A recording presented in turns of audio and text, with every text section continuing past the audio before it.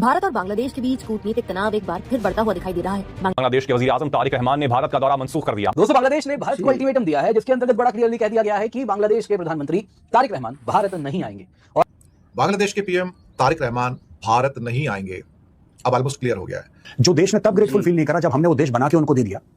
आपको लगता है ये लोग बना लेते अपना देश? इंडिया ने Indian armed forces created Bangladesh. जब वो उसके लिए ग्रेटफुल नहीं है तो आपको लगता है कि सस्ती बिजली के लिए ग्रेटफुल हो जाएंगे? सोचिए, सेंस है कोई? बांग्लादेश जैसा कंट्री अब भारत के ऊपर शर्तें लगा रहा है, कह रहा है कि हमारे देश के प्राइम मिनिस्टर आपके देश में तभी आएंगे जब इन शर्तों को आप मानोगे। दोस्तों, बांग्लादेश हमारा एक बड़ा इंपॉर्टेंट नेबर है, उसमें कोई डाउट नहीं है। क्या बांग्लादेश के साथ हमारे रिश्ते अच्छे होने चाहिए? सिर्फ अच्छे नहीं, बेहतरीन होने चाहिए, ये मेरा मानना है। बहुत एक पुराना इतिहास है, लेकिन दो तीन चीजें हैं जो इसके आड़े आ रही हैं। ये परेशानी है।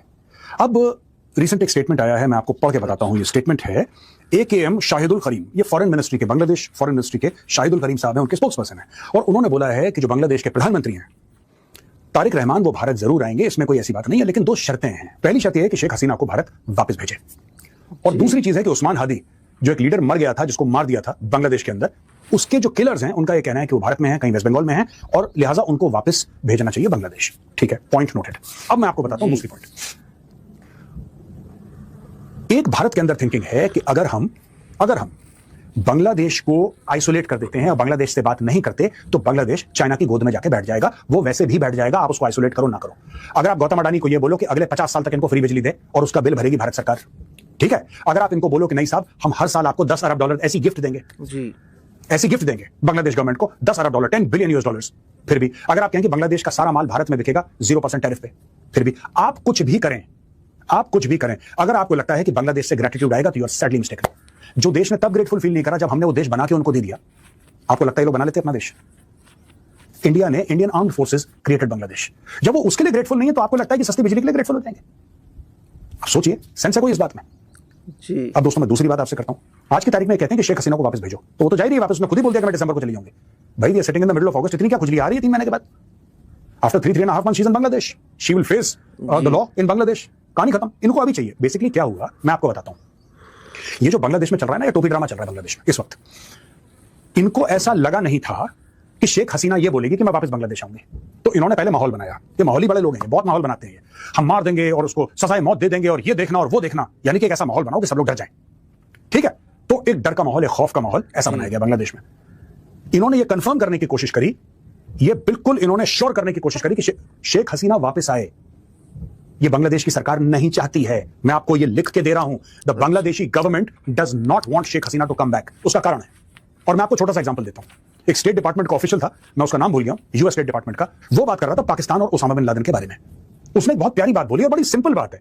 इस बात में सच्चाई है, इस बात में कोई लेयर, कोई नुआंस, कोई सोफिस्टिकेशन नहीं, बड़ी सीधी सीधी बात उसने बोली। उसने बोला, यार हर साल हम पाकिस्तान को अरबों डॉलर दे रहे थे, क्या करने के लिए? ओसामा बिन लादेन को ढूंढने के लिए।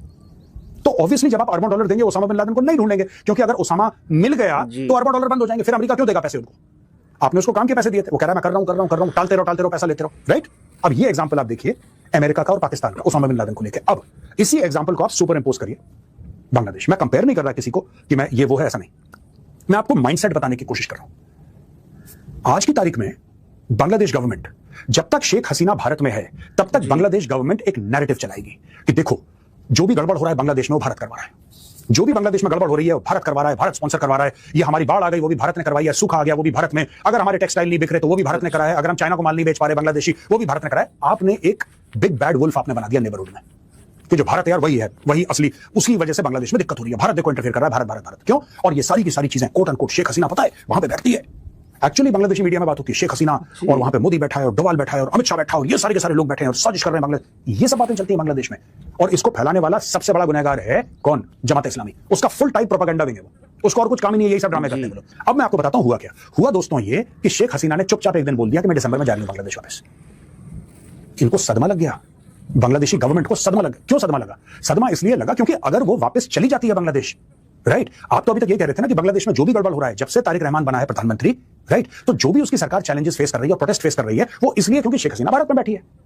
यही तो स्टोरी थी। भारत में शेख हसीना बैठी है, शेख हसीना बैठ के साजिशें कर रही है, शेख हसीना बैठ के प्रेस कॉन्फ्रेंस कर रही है, वो बांग्लादेश में आग लगा रही है। वो जब वो लेडी खुद कह रही है कि भाई ठीक है मैं दिसंबर में आ रही हूं, अब इनको लगा अरे ये आ गई तो फिर हम किस, भाई आप ब्लेम किसको करोगे? फिर आप दोषी किसको ठहराओगे? वो तो खुद ही कह रही है मैं आ रही हूं। उसने पब्लिक अनाउंसमेंट कर दी कि चाहे मुझे मार दो, जो कर दो, मैं दिसंबर में आ रही हूं। अब ये इनके लिए बड़ा कंफ्यूजिंग मामला हो गया। भारत सारे रास्ते बंद कर दे, सारे रास्ते बंद कर दे, भारत बांग्लादेश के लिए बांग्लादेश के तोते उड़ जाएंगे। ये सामने आपका नक्शा है, बांग्लादेश का मैप है, इसमें भारत कहां है, ठीक है। और बांग्लादेश का जो मेन मार्केट है, बांग्लादेश के एक्सपोर्ट का जो मेन मार्केट है वो कहां है, ये आप खुद देख लीजिए, तब आपको मैप देख के पता लग जाएगा कि मैं क्या बोल रहा हूं। बीच में दिनेश त्रिवेदी जो कि वहां पर इंडिया के एम्बेसडर हैं, उन्होंने बहुत कोशिश की, ब्रिक्स समिट में बुलावा भी भेजा था, नहीं आ रहे हैं। बात अब ऑलमोस्ट क्लियर हो गई है। शायद अब ये शर्त रखी गई है कि शेख हसीना को पहले भेजो, उसके बाद बात करेंगे। अब शर्त रख दी है, और ये शर्त अब इसका मतलब है कि जब तक पूरी नहीं होती है, तारिक रहमान भारत नहीं आ रहे हैं। इसका मतलब है कि ये भारत के लिए एक बड़ा फेलियर है, खासतौर से अभी जो रिसेंट इंसिडेंट हुआ जिसमें शेख हसीना ने जो स्पीच दी पूरी की पूरी फॉरेन कॉरेस्पॉन्डेंट क्लब से, उसे लेकर बांग्लादेश के अंदर लोगों में, एनजीओ में, मीडिया के अंदर, पॉलिटिकल पार्टीज में बहुत गुस्सा है मोदी सरकार के प्रति कि कैसे उसने बांग्लादेश की दुश्मन शेख हसीना को ये सारी लिबर्टी दी और ये सारा का सारा कैंपेन, नैरेटिव एजेंडा चलाने की परमिशन दी। हालांकि मोदी सरकार इससे बचती नजर आई कि हमने ऐसी कोई परमिशन नहीं दी, वो खुद कर रही है। लेकिन जो रिफ्यूजी होती हैं, जो पॉलिटिकल रिफ्यूजी होती है, उनके पास ये राइट नहीं होते कि अपने